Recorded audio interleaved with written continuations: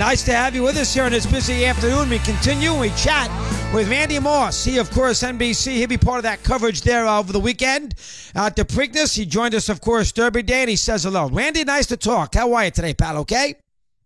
I'm good, Chris. Finally stopped raining here. Unbelievable. Well, I tell you, let's do that first. We didn't know about the weather. I casually asked the question. That's a bad job on my part. When I had you on 2 weeks ago, I said, how about the weather for tomorrow? And you said, yeah, it might be a problem. I had no idea. It's the largest rain they've ever had in the Derby Day since 1918. And it seems like the horse had no problems with it. And it seems like, based on what I have looked at, Saturday, the same kind of slop in Baltimore. So let's do the weather forecast first. Although it doesn't hurt the horse, it is a factor for everybody else. What's your take on that? Let me hear. Well, first of all, don't beat yourself up over the Kentucky Derby. The weathermen weren't expecting it to rain like that. They didn't handicap it right either. So, oh, really? Okay. Justify, no. They expected some rain, but not like that. Justify not only handles the racetrack extremely well, but it actually helps him because he's the one kicking back all that mountain of mud and slop into the faces of the horses behind him. It's a big advantage for speed horses, especially horses as agile as Justify, who can handle it. So if he gets that kind of track condition again, it's going to be nothing but an advantage for him. And as far as the second place finisher, Good Magic, who ran a heck of a race in the Derby himself, he proved that he could handle those conditions as well. So I don't think, as far as those horses are concerned, a sloppy track is going to make too much of a difference. And are we going to have bad weather? It looks like in the East Coast on Saturday, the weather's going to be atrocious. Is that correct? Atrocious.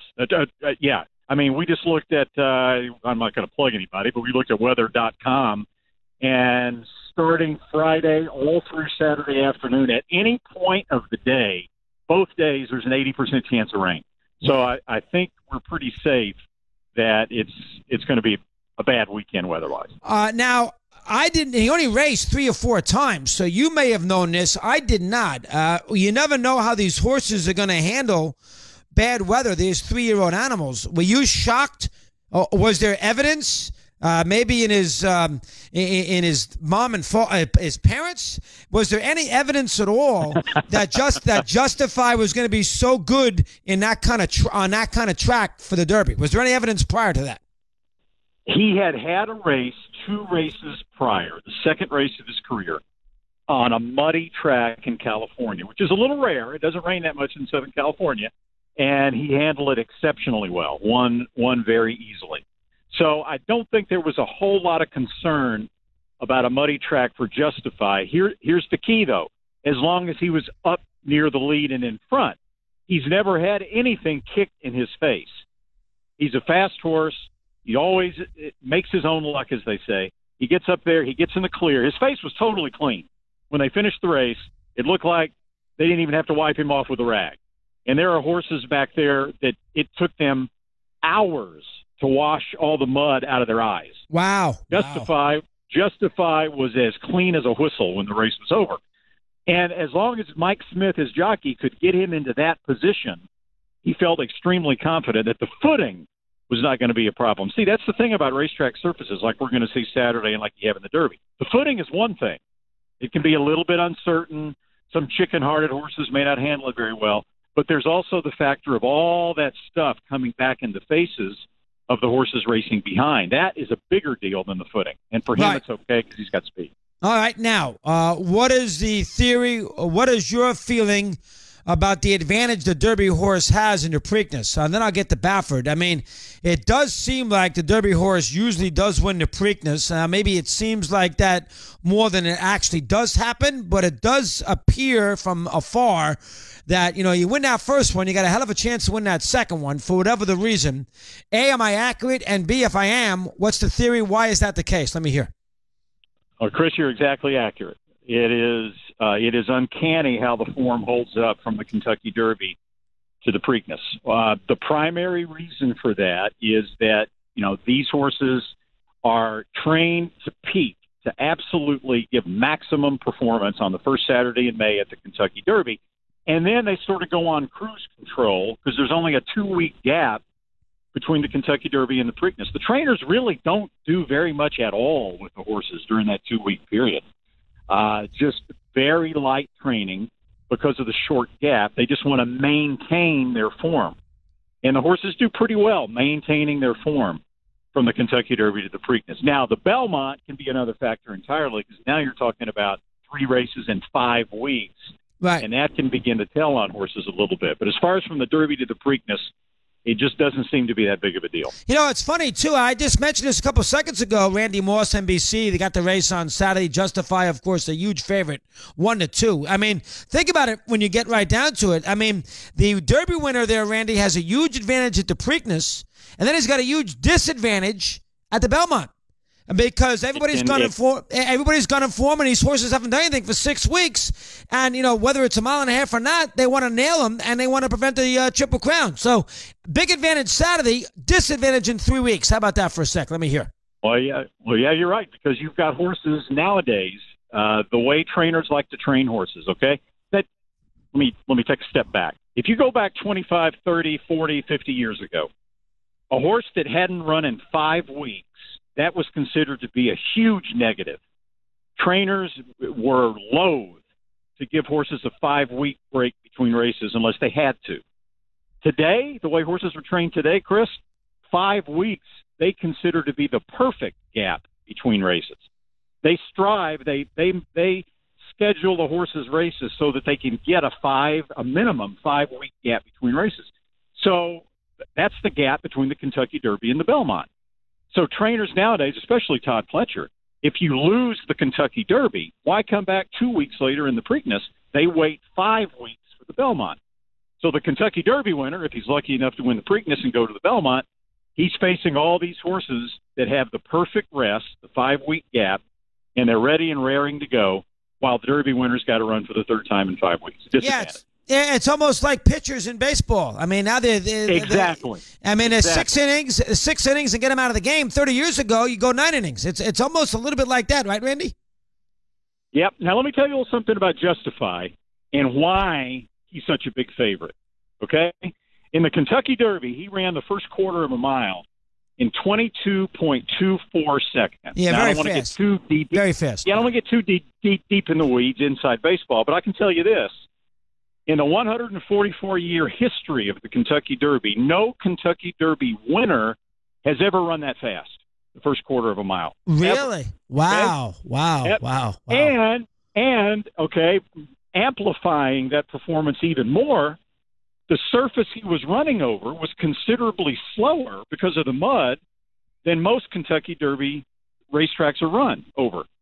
So that makes the 22.24 even faster. Sure does. And yet he was still able to go that fast, challenged early, and pull away and win. That's why he's such a heavy favorite coming into Baltimore. Yeah, interesting. All right, now why is Baffert so successful? I know he's got the best horses, but boy, every time he wins the Derby with a horse, he turns around and wins the Preakness. How come? Let me hear your thoughts on Baffert for a sec. He's a perfect 4 for 4 with his Derby winners in the Preakness. It's a little bit of a chicken and egg thing.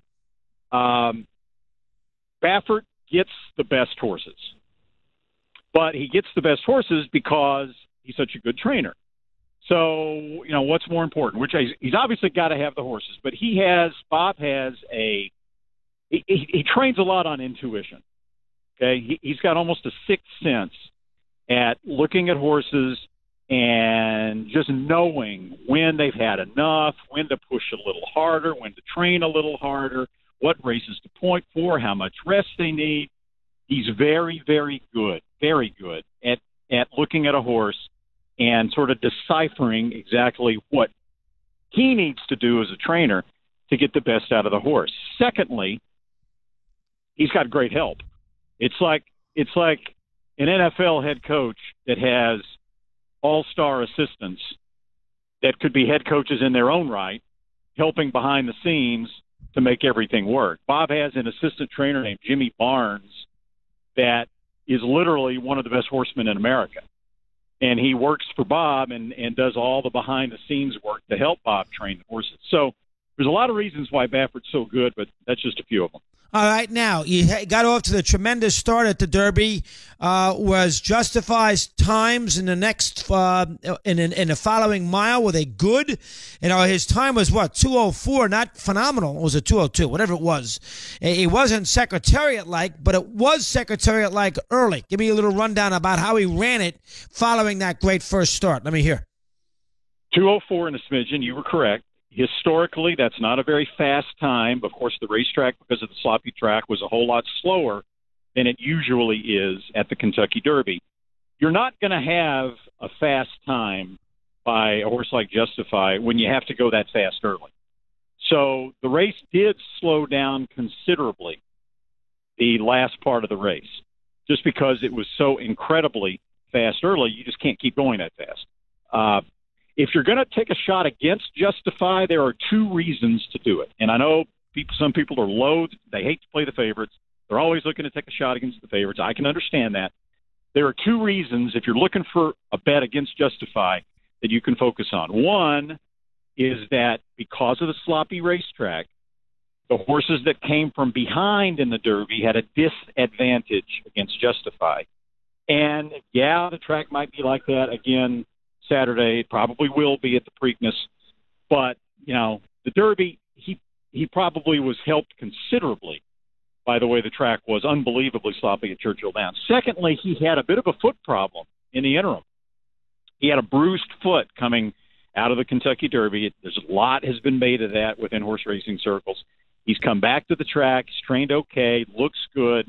Baffert thinks all systems go, but things haven't gone just exactly 100% the way that Bob Baffert would have liked to have seen them go in this 2-week period. Wow, what a Randy Moss doing a great job here. How about Pimlico overall? I know that they've got money issues. I know it's going to cost them $1 billion to go out there and refurbish the track. Maybe they move to Laurel. I know a lot of people don't like that because this is tradition, this great race and this great track.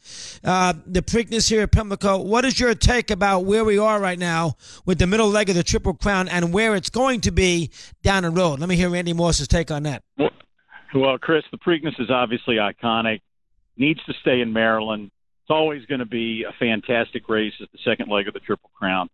Personal opinion, and I've been coming to the Preakness for almost 40 years as a journalist, it needs to move to Laurel. Pimlico had seen its better days in the 1940s. Wow. And it's in a perpetual state of disrepair. It would cost a tremendous amount of money, almost a teardown, to get Pimlico to the level of where it should be for the second leg of the Triple Crown. Laurel is a much better facility to host the Preakness. It would stay in Maryland, but unfortunately, Chris, it becomes a political football with the city of Baltimore. Then the state politicians get involved. Don't move it from, the city limits of Baltimore to Laurel, Maryland, and so. Occasionally, it seems like maybe the momentum's headed in that direction, and then politics kind of holds it up. So I don't know what's going to happen. But it's a good move, in my opinion. And it's there next year no matter what, through 2019. Is that correct? Correct. Yes. So if it does move, it would be in 2020. All right, now, you think this horse, listen, I'd be shocked if this horse, I don't know about the Belmont. I had Nick Zito on after the Derby. He loved this animal. I would be shocked if this horse loses on Saturday. Would you be shocked too? I'd be surprised. It's horse racing, Chris, so I'm not going to say I'd be shocked. All it takes is a stumbling start out of the gate, and suddenly he's getting mud kicked in the face for the first time in his life. Things happen in horse racing, but there's a reason why he's going to be such a heavy favorite. He deserves to be a heavy favorite, and he has a much better chance to win on paper than any other horse in the race. Randy, that's a great job. We'll get you again. We'll see you before the Belmont if this horse wins. Thanks for a few minutes here. I appreciate it very much. Chris. Take care. Randy Moss, some thoughts. There you go. He did a good job there as far as the race is concerned, as far as Saturday goes. All right, Justin Shackle has a sports bet.